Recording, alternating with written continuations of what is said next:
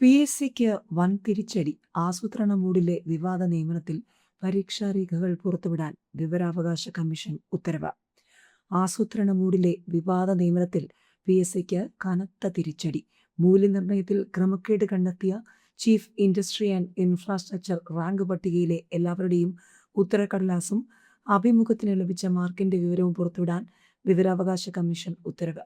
ഉദ്യോഗാർത്ഥികൾ ആവശ്യപ്പെട്ടിട്ടും ഒരു വർഷമായി പി.എസ്.സി നൽകാതിരുന്ന രേഖകൾ പുറത്തുവരുമ്പോൾ കൂടുതൽ അട്ടിമറികൾ ഉണ്ടോ എന്ന് വ്യക്തമാകും. ദുരൂഹമായി മറച്ചുവെച്ചതെല്ലാം പുറത്തേക്ക് വരികയാണ്.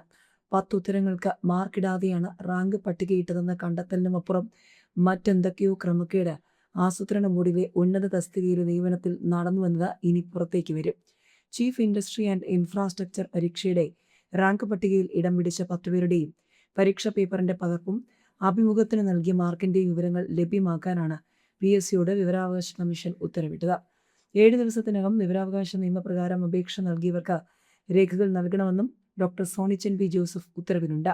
പരീക്ഷ എഴുതിയവരുടെ മാർക്ക് എത്രയെന്ന് അറിയിക്കാതെയായിരുന്നു കഴിഞ്ഞ വർഷം മെയ് 31-ന് PSC chief industry and infrastructure പരീക്ഷയുടെ റാങ്ക് പട്ടികയിട്ടത്. പട്ടികയിലുള്ളവരുടെ പരീക്ഷാ പേപ്പറിന്റെ അഭിമുഖത്തിന് നൽകിയ മാർക്കിന്റെയും രേഖകൾ ചോദിച്ച് ഉദ്യോഗാർത്ഥികൾ പി.എസ്.സിയെ സമീപിച്ചെങ്കിലും മറ്റ് തസ്തികയിലെ നിയമനത്തിന്റെ നടപടിക്രമങ്ങൾ തവണ ആയില്ലെന്ന് പറഞ്ഞായിരുന്നു പി.എസ്.സി അംഗങ്ങൾ മറച്ചുവെച്ചത്. സംസ്ഥാന വിവരാവകാശ കമ്മീഷനെ സമീപിച്ചതിന് പുറകെയാണ് ഉദ്യോഗാർത്ഥികൾ വിവരാവകാശ കമ്മീഷനെ സമീപിച്ചത്. അവിടെയും പി.എസ്.സി എതിർപ്പുമായി എത്തി. ആസൂത്രണ ബോർഡിൽ ഇതോടൊപ്പം നടക്കേണ്ട മറ്റ് നിയമനം പൂർത്തിയായില്ലെന്നും രേഖകൾ വിട്ടു നൽകാനാകില്ലെന്നുമായിരുന്നു നിലപാട്.